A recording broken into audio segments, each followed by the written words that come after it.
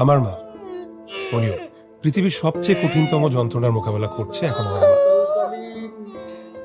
এই যন্ত্রণার স্বাদ এতটাই ভয়াবহ যে কেউ যদি বলে মৃত্যুর স্বাদ কেমন, তাহলে মৃত্যুর আগ পর্যন্ত এই যন্ত্রণাকেই মৃত্যুর স্বাদ বলা যায়। আর তাই হয়তো এই যন্ত্রণায় মারা যাওয়া প্রতিটি প্রাণকে আল্লাহ বিনা হিসাবে জান্নাত দিতে চান। এই যন্ত্রণায় তীব্র একটা আনন্দ থাকে, প্রসব বেদনার মতো আনন্দময় বেদনা আর কোনো কিছুতেই নাই। উনি হচ্ছে রহিমা খালা। আমি জন্মাবার সময় রহিমা খালাই দায়ী হিসেবে ছিল। এইবার রহিমা খালা একটু খুব বেশি দুশ্চিন্তায় আছে, কারণ আমার মধ্যবয়সী মা একটা মেয়ের আশায় নিজের জীবনকে বাজি রেখেছে। আমার বাবা লতিফ মাস্টার। আমার জন্মের সময় এভাবেই মায়ের মাথার কাছে বসে বাবা কেঁদেছেন আর সূরা আর রহমান পড়েছেন।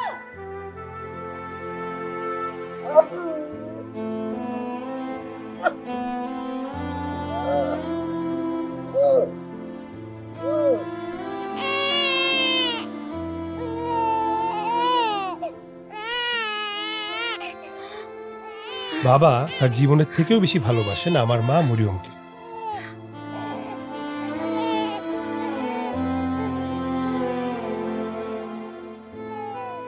আর আমার মা বাবার এই গভীর প্রেমের আহ্বানে একদমকার শান্তি হাওয়া নিয়ে এসেছিল লিলুয়া।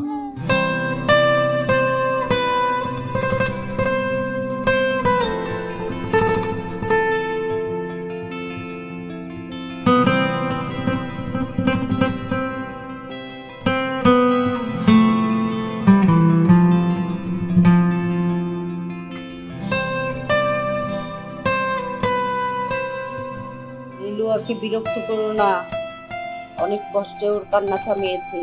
ও সারা রাত মাথার যন্ত্রণায় ঘুমাতে পারে নাই, অনেক কষ্টে ঘুম পাড়াইছি। প্রতিদিনের মতো লেট করলেই চাকরিটাও হারাবা। অফিস যাও। এই মাসের বেতনের টাকাটা দিতে আসি, ভাড়া দিয়ে দিছি, বাকি টাকাটা রাখো। টাকা নিয়ে তো আদিক্ষেতা করতে হবে কেন? টেবিলের উপরে গ্লাসের নিচে রেখে যাও।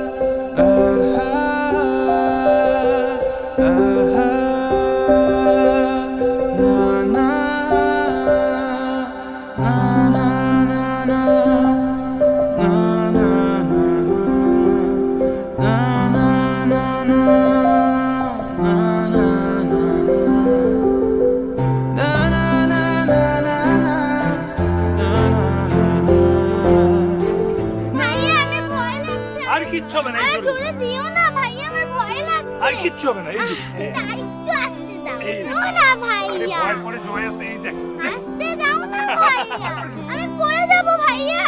আস্তে দাও না ভাইয়া।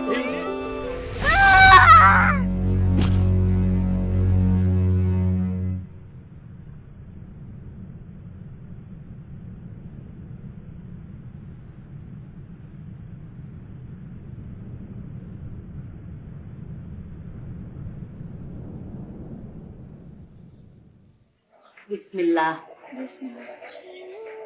জানো মা, আল্লাহ কাদের বেশি অপছন্দ করে? কাদের অপছন্দ করেন? যারা নিজ সন্তানকে দু চোখে দেখে। এই কথা তোমারে কে বলছে? পরশ? না না, বাবা বলেছে। বাবা আরো বলেছে তুমি নাকি জাহান্নামী, তোমার এসব নামাজ কালামে কোনো ফায়দা নেই। ঠিকই বলছে তোমার বাবা। আমি তোমাদের একটা জাহান্নামী মা। দেখো না, এই দুনিয়াটাই আমার জন্য একটা জাহান্নাম। এখন আখিরাতেও যদি খোদা তাআলা আমার জন্য জাহান্নাম রাখে, সেইটাও মাইনে নিব। মা, আমি তোমাদের সবাইকে অনেক কষ্ট দিচ্ছি। মা গো, এই কথা বললো না গো মা। তুমি যে আমার কি এটা তুমি জানো না। তুমি আমার একটা পুতলা, তুমি আমার একটা খেলার সাথী। তুমি এই জাহান্নামের মধ্যে আমার একটা জান্নাত। তুমি আমার লিলুয়া বাতাস। লিলুয়ার বয়স যেন কত? 12 বছর 6 মাস। সে ব্যথাটা কিভাবে পেয়েছিল? দোলনা থেকে ছিটকা পড়ে যায়, মাথায় ব্যথা পাইছে। আমরা মহল্লার ফার্মেসিতে নিয়ে গেছিলাম, 7টা সেলাই দিছে, ওষুধ দিছে। ওষুধ খাইয়া গাটা শুকাইছে, ব্যথা কম নাই, ব্যথায় কাতরাইতে থাকে। আপনার কথা আমার জাস্ট বিশ্বাস হচ্ছে না। 7টা সিলি হয়েছে, প্রচুর রক্তক্ষরণ হয়েছে, মস্তিষ্কে প্রচুর আঘাত পেয়েছে। আপনারা নিয়ে গেলেন একটা এলাকার ফার্মেসিতে, আবার সেটাকে বলতেছেন ডাক্তার। টিবের নাম মনে হয় শুনেন নাই, ট্রমাটিক ব্রেন ইনজুরি। এটা যে কোনো বাচ্চার হতে পারে, ব্যথা পেলেই হতে পারে মাথায়। ওর অবস্থা তো খুবই খারাপ অবস্থা। ওর আঘাতে ব্রেনে নার্ভগুলো অকেজো হয়ে আছে, অনেকগুলো নার্ভ। সত্যি বলতে কি আসলে ওর কিন্তু সময় বেশি নেই। আসলে আপনাদের মিথ্যে আশ্বাস আমি দিতে চাচ্ছি না, আপনারা একটু টেক কেয়ার যদি নিতেন হয়তো এরকম অবস্থা নাও হতে পারত। আমাদের লিলুয়ার তো মাথা ব্যথা ছাড়া আর কোনো অসুবিধা নাই, তাই না মরিয়ম? আপনি এই রোগের চিকিৎসা করেন, আপনি ভালো বুঝেন। আমাদেরকে কেউ কোনোদিন আগে এইভাবে তো বুঝায় বলে নাই। আর এই যে কি একটা রোগের কথা কইলেন, জীবনে প্রথম শুনলাম। আমার মেয়েটা খুব একটা লক্ষ্মী মেয়ে। আমার আত্মা, আমার কলিজা, আমার মেয়েটা আমার পুতুল খেলার সাথী। আমার লিলুয়াকে বাঁচান ডাক্তার সাহেব, আমার লিলুয়ার কিছু হয় না। আপনি বলেন। এই তুমি বলো না কেন? বলো না কেন আমার লিলুয়ার কিছু হয় নাই? আমার লিলুয়ার কিছু হয় নাই। উত্তেজিত হবেন না, উত্তেজিত হবেন না।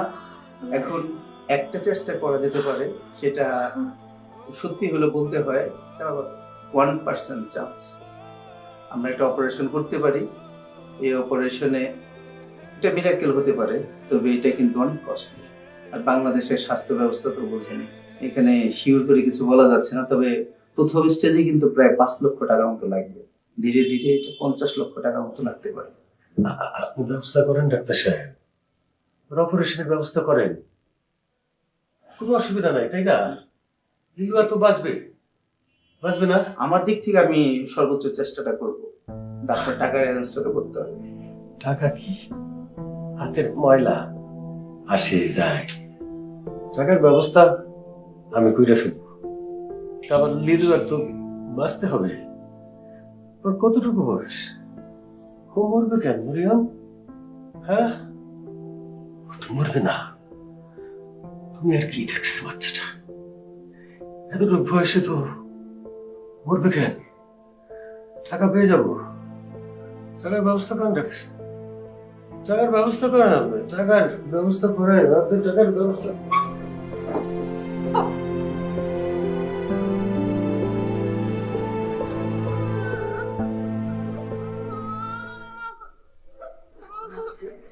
আল্লাহ মাগফিরলি। আল্লাহ কিচ্ছু হবে না, কিচ্ছু হবে না,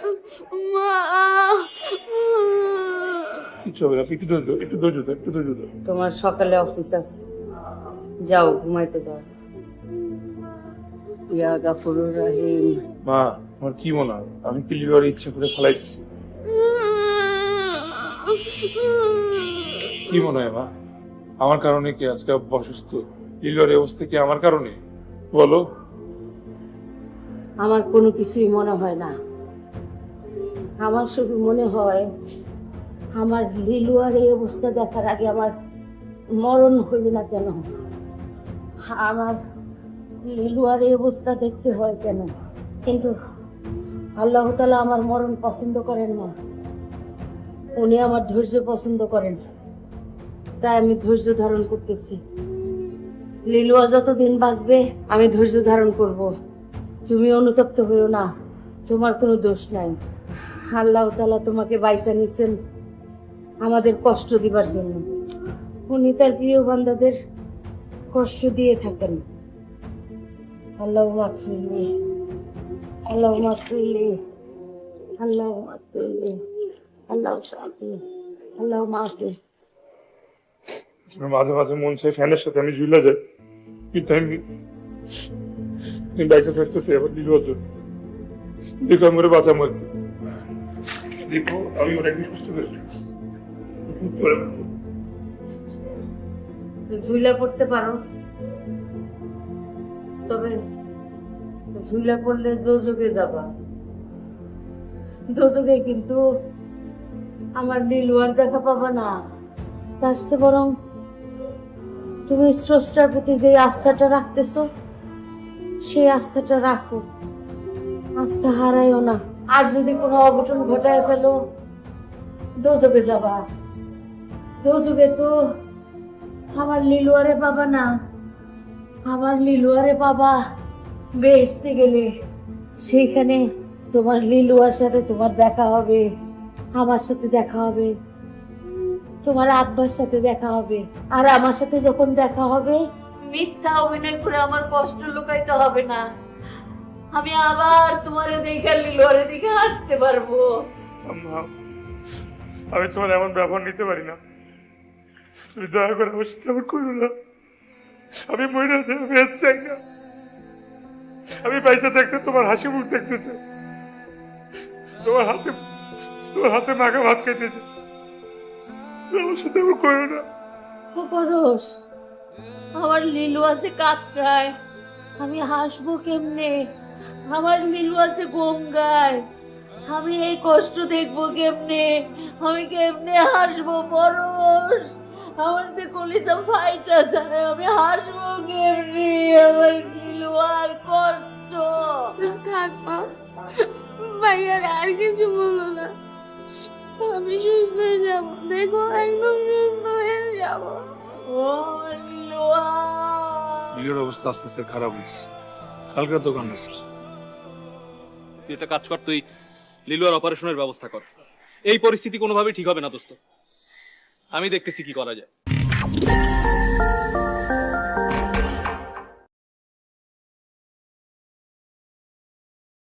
হে পরওয়ারদিগার, তোমার কাছে আমি ভিক্ষা চাই।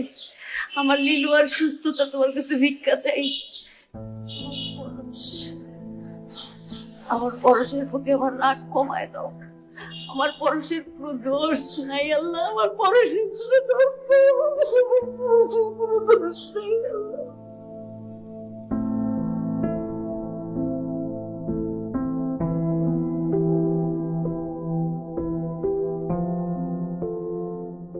ওমা, বই পড়ো?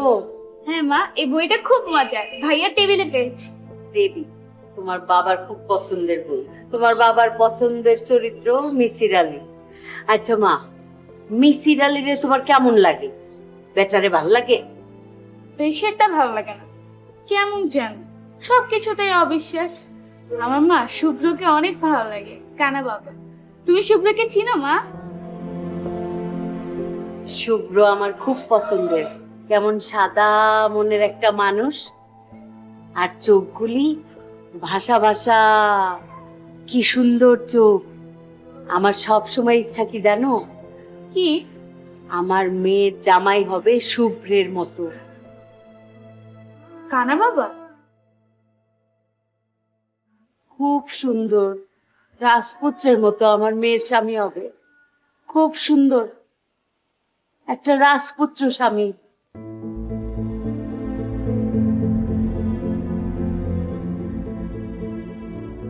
মাগো, তোমার একটা কথা বলি। এই দুনিয়াটা দেখতেছো না, এই দুনিয়াটা না আসলে মিথ্যা। একমাত্র সত্য কি জানো? মৃত্যু, মানুষের মৃত্যু, সেটাই একমাত্র সত্য। আর মানুষের তো কাজকর্ম করতেই হবে। যাবতীয় কাজকর্মের মাঝে মানুষ যদি একটা কাজ মনোযোগ দিয়ে করে, আর সেইটা করতে যদি তার কখনোই ভুল না হয়, সেই হবে এই দুনিয়ার রাজা বাদশা, সবচেয়ে ধনী লোক। কি কাজ মা? আল্লাহকে ভালোবাসা, আল্লাহর সাথে কথা বলা, তিনারই ইবাদত করা। আচ্ছা মা, আল্লাহ কি আমার কথা শুনবেন? ও মা, আমার বোকা পুতলা কি কয় মা? অবশ্যই আল্লাহ তোমার কথা শুনবে। আল্লাহ তোমারে খুব ভালোবাসে মা। শুনো মা, আজকে থেকে আমরা দুইজন একসাথে আল্লাহরে ডাকবো, নামাজ পড়বো, আল্লাহর সাথে কথা বলবো। তিনি অবশ্যই আমাদের কথা শুনবেন। যাও, অজু করে আসো।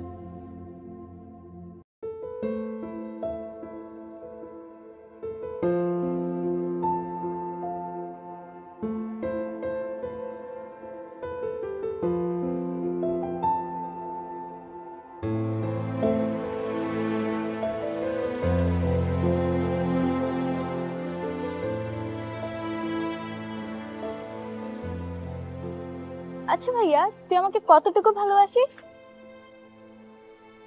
কতটুকু ভালোবাসি তোকে? আমি এতখানি না, এতখানি ভালোবাসি না, না, ওই যে আকাশের সমান ভালোবাসি। আর আমি তোমাকে ওই চাঁদের মতো ভালোবাসি। চাঁদের মতো কেন?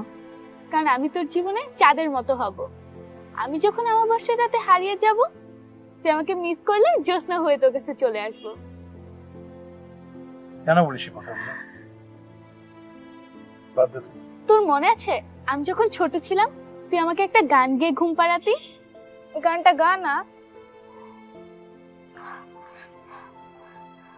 ভাইয়া, হ্যাঁ।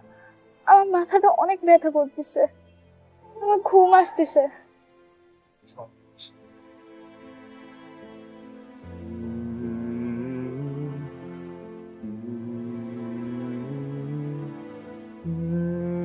নীলু মামা!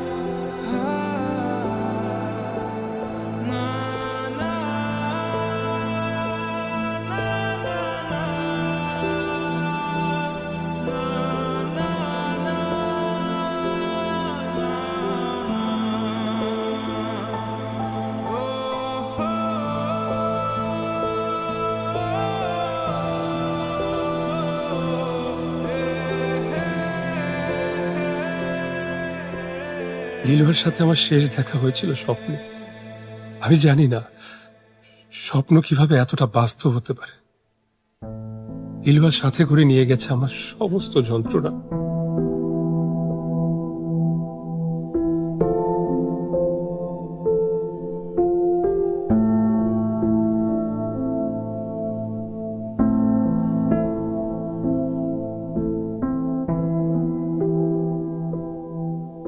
লীলুয়া ঠিকই ওর দেয়া কথা রেখেছে। লীলুয়া ঠিকই আমাকে চাঁদের মতো করে ভালোবাসতে লাগলো। আমি যখন লীলুয়াকে খুব বেশি মিস করি, ঠিক তখনই লীলু আমার কাছে জোছনা হয়ে ধরা দেয়।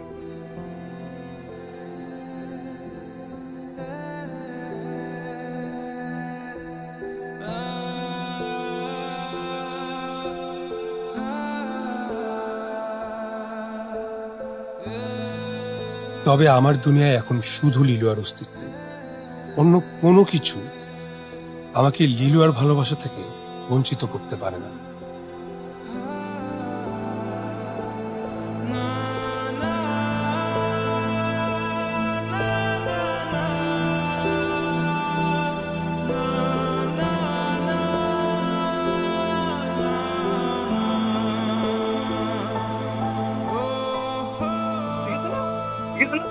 আপনি দেখো যে ওটা বাবা, তোমার লীলুয়া চলে গেছে, তোমার মুক্তি দিয়ে গেছে, কিন্তু তোমার অনুশোচনার মুক্তি হয় নাই, মুক্তি হয় নাই। লীলুয়া মা, তোমার বাইরে মুক্তি দাও। কিছু কিছু মৃত্যু আপনার জীবনের সমস্ত কষ্টকে শুষে নিয়ে চলে যাবে, রেখে যাবে লীলুয়া বাতাস, যে বাতাসে সুখেরা দোল খায় আর বলে, আহ, জীবন বিষণ্ণ সুন্দর।